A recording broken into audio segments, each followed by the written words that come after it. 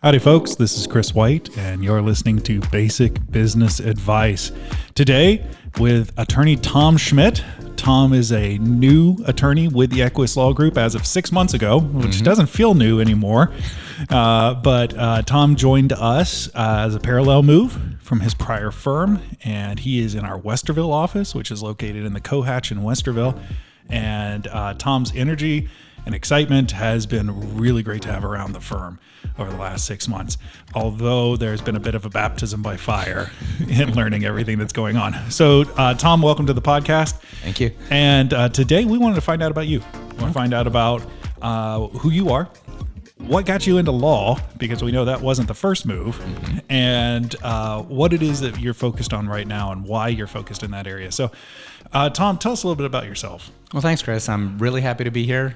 Really happy to join the firm, being new to the firm, but not new to law. I've been a lawyer for over 15 years now, so it's kind of hard for me to say that as I start to feel old, feel like my back is starting to hurt, and, you know, getting the feet under me here. But yeah, law was definitely not my first career choice. You go all the way back to the beginning. I was the fifth generation born on the same block, and by the time I got to high school, I decided it was time for somebody to branch out a little bit. You know, it was time to move on, and so I came to Ohio.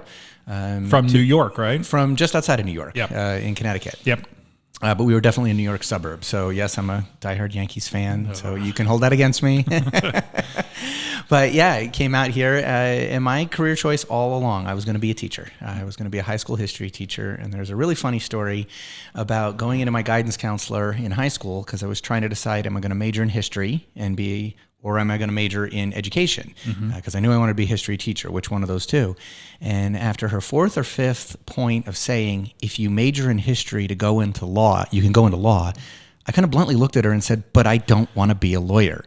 So fast forward here, decades later, here I am a lawyer. The magical words, I don't want to be fill in the blank. Yes. Yep. And so no matter how hard you try, what you were meant to be, you will usually wind up being, and you should be that. Yes. So long way around. I got all the way through college with my degree in education, decided I didn't want to teach, spent some time investigating a bunch of alternate careers, including I ran an apartment complex for a while, doing some other things, working in retail management. Bartending? Oh, yes. Bartending, kind of stumbled into it, and it's funny how bartending just carries through in terms of the natural fit. And so I ultimately decided after a summer of bartending that I was going to wind up in school that fall, and it was about a week before law school started is when I actually formally decided that I was going to go to law school and become a lawyer.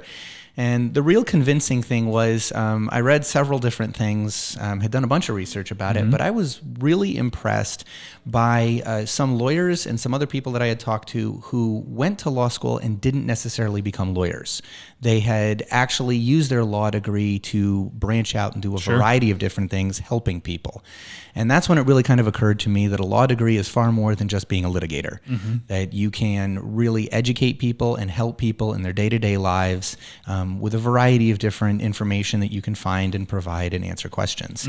And so that's when it really hit me and attracted to me. And so I showed up at law school, sat down in a civil procedure class next to a guy who eventually became my best man at my wedding. And the rest was history from there. And so 3 years later, graduated, started working for a firm in the Dayton area, a general practice firm. Did that for a couple of years, made the move to Columbus, and really wanted to settle and start a family there in the Columbus area. And so we started there and went through a firm there for a short while, doing some things. And then my last firm I was with, a really great group of guys, but it was time to branch out, and here I am. Yeah. Dayton Flyers, right? Oh, yes. Yeah, so, law school too? Both undergrad and law school. So I'm a two-time Dayton Flyer, and yeah, we don't talk about 2020 in the college basketball season when we were there to be our first number one, and they canceled the season. And I can tell you the exact spot I was standing when my phone pinged that the NCAA tournament was canceled on my birthday. Rough. So Yankees fan and a Flyers fan. Yes. Yeah, we'll edit that out of the podcast for sure. So Tom, that's a path to it. You're in Westerville now. You've been in Westerville for a little while. You're engaged in the community. Your wife's a part of one of the local nonprofits there. Significant involvement in the community down there. what is it that keeps you engaged in law? What is it that keeps you wanting to practice like this? Because you said there are so many things you can do with a law degree. It's not just litigation. So what is it that keeps you engaged in it? Probably the biggest thing that I see is the opportunity to educate people to make a decision particularly when it's a very stressful situation. I have a kind of a knack for taking a complicated issue and kind of boiling it down to something that the average person can understand, the basic issues that they're evaluating. Like when we talk about an estate plan, you start talking about an executor and you start talking about a trustee, you start talking about power of attorney. People kind of get wrapped up in, well, what's this? Well, what's that?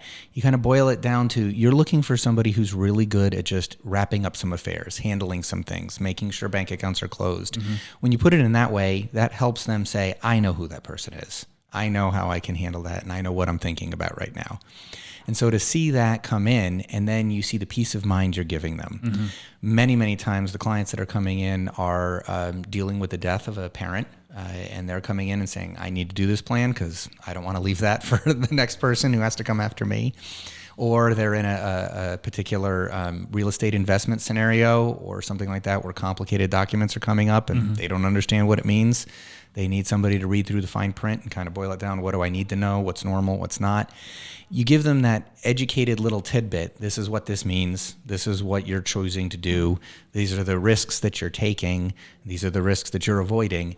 You got to boil it down to those things. I love the peace of mind that they walk out with when they're done, that they know they've made a decision. They feel a little bit more in control. They feel a little bit more aware of what they're doing. And so it gives them that peace of mind that they can walk out and know. Yeah. So in the firm, we do a lot. I mean, we have a tremendous amount of practice areas that we cover. What is your focus? What is it that you're like, I really am passionate about this? What is that focus for you? The number one thing I'm passionate about is transactional stuff, but it's split very evenly between real estate and estate planning. It's funny when you go to law school, you don't think these two concepts are related, and yet their classes are very, very close to each other in terms of the basis of law that they're in. And so it becomes a real natural area to carry the two together because of the concepts that carry forward in both of them. But I really love helping people out with their homes, whether it's buying or selling their home, whether it's an issue with their home that they need to fix, they need to get resolved, bringing that kind of resolution to whatever's going on with their biggest investment that they have literally bet the house on. And their estate planning in terms of some of those issues, giving that peace of mind of knowing what's going to happen. Because it's inevitable. Everybody's going to run into that scenario that they get into.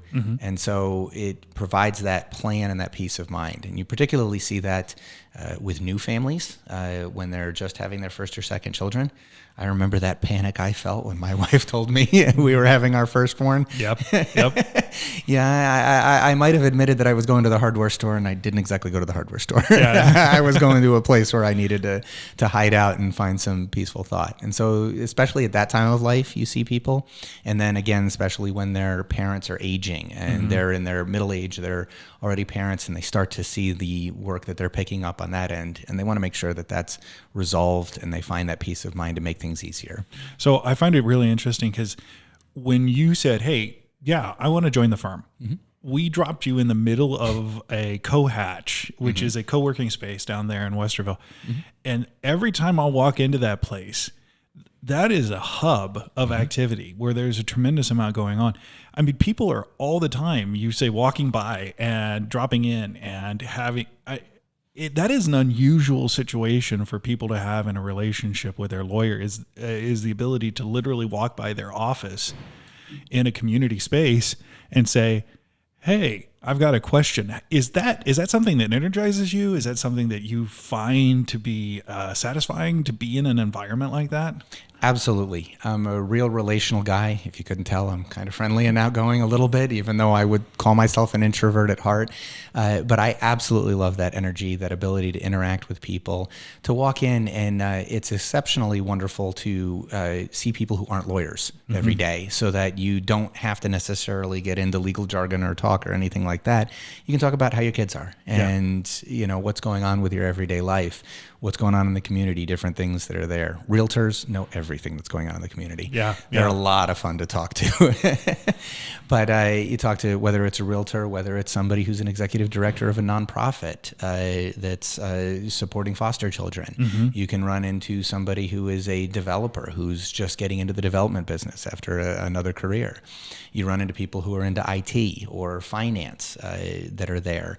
And so that energy that just circles around from all kinds of different variety for people, because we're all there for community. We're all there for a sense of being together, knowing each other. And even though we're not working for the same company, or our paychecks don't say the same thing, we're all there together to build that community that we're all a part of. That and the coffee has a huge part of it. Yeah, absolutely. Free coffee.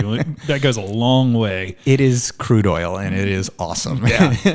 It's just interesting in the environment is oftentimes law firms are isolated. Mm-hmm. They're isolated places, standalone by themselves, mahogany walls, the marble countertops, the whole thing that keeps you set apart mm-hmm. from everybody else. But this is a relational business. This is about being engaged with people during their lives. Like you said, the biggest investment they're going to make. This is something that it would be nice if they trusted you mm-hmm. about this, and they could talk to you about this, and they knew you were connected to people that could help them. And estate planning. Who likes to think about dying? Mm-hmm. And it'd be nice to have a relationship with the person that you're going to be talking to about that. And so it is so unique having an opportunity like you have, I believe, to be in a community space, to build not walls around your practice to insulate you, but to open doors for comprehensive multi-practice, multi-discipline relationships mm-hmm. that you can feed into, and they can feed right back into what we're doing. And so that's just exciting to me that you're a part of that kind of environment and that you're doing it differently than other law firms have done it. It's really neat to have the front wall of my office be a window so everybody can see what's going on. We're there, we're together in terms of people coming in. Yeah, you develop your own hand signals as everybody walks by, and you feel like a traffic cop sometimes. Hang on, sure. Hold on, one at a time. But it really is a welcoming and environment for people to come in because, yeah, I can write the greatest legal documents in the world, but if you don't know what they do or how to use them, if you don't have that relationship with your lawyer to ask, how can I use this? Is this getting right? It doesn't matter whether it's the greatest document in the world. It matters, did it serve your needs? Did it get done what you need to do? And did you use it in the right way? And so it's all about that relationship. Hey, what do you really need? What are you looking for? How can we do that? You may think you need one thing, but after you talk to it and I get a few questions in and we figure out what's going on, you're really going to need something else. And that's how I'm able to better serve you, is through that relationship. Sure. So let's talk about what you do in relationship to so many of the listeners are about business. Mm-hmm. So if you have a business, they're ready to take the next step. Maybe they're like us. They're starting in a space that's a community space and they're like, boy, we've really got to branch out. We've got to start looking. What is somebody who's in the market or looking and making decisions about commercial property investment? What is that something that you would advise them to start? What are your thoughts about where they should get going with commercial property investment? There's a lot of different ways, and it depends on what you're investing in. And so involving the lawyer very early on in the process can help make sure that you set out a roadmap, because we may not do everything. It's likely we may not do most of the things that you need in there, but at least having that overarching roadmap. It's like when you have a healthcare issue, you start with your general practitioner. You go to your regular doctor. They might not do the surgery. They might not prescribe all the medicines that you're going to take, but they're the starting point. They're the one that helps point you in the right directions and collect everything together and tell you to think of things that you might not have thought about. So bringing us in early, I'm able to issue spot, say, hey, wait a minute, you want to get down this road. Have you done this? Have you gotten your financing? Have you started talking to the banks about financing that you're going to need? Who are you going to use as your builders and your developers? Because they need lead times. They need materials, all kinds of things that. What are you doing about zoning? Do you need to even go through a zoning process? Oh, you haven't even thought about that? Well, you need at least a year or two of just thinking. Yeah. Who are you using for your engineers? You need to start drawing up plans. I understand that might cost some money, but somewhere you need to have something to show people. And the money you spend on some good plans and some good pictures is really going to smooth down the relationship through all the other things. When you're able to show people, what am I doing? What am I changing? What am I not changing? So those pictures are worth an investment. Where are you in the process? And putting those pieces together. And so that's where I can really come in, because I've been through that process on both sides of the equation, both not only from the receiving end, whether it's a city, whether it's something else, or whether it's on the initiating end. What are you pushing through? What are you doing? And so it really helps to take that broad overarching picture. And like I said, we're not going to do every phase. I can swing a hammer like anybody else, but I'm not out there building buildings. I'm not digging foundations. I'm not financing. Sorry. So I'm going to ask you a question, and this hopefully is a softball I'm tossing up there. Okay. Sometimes when you're looking at the commercial build, the mentality, especially if it's an entrepreneurial backing, is it's better to ask forgiveness than permission. Is that a way that you would advise somebody to pursue a commercial investment or commercial building? When it comes to talking to your lawyer, absolutely not. Do not ask for forgiveness later from your lawyer. That's exactly the person you want to be talking to in terms of, hey, what risks am I taking? Where am I going? And so, yes, there are some times in scenarios that as you build forward, it's like, okay, maybe you do need to take a risk that, yeah, you're churning the zoning process, but you're not quite done yet. And do you put a shovel in the ground? Mm-hmm. That's a risk that you might take. Maybe you ask for forgiveness later in case the zoning doesn't come through, whatever else you're getting into. Maybe you close on the property, or you buy the property before you've got all your approvals because you need to pick one or the other.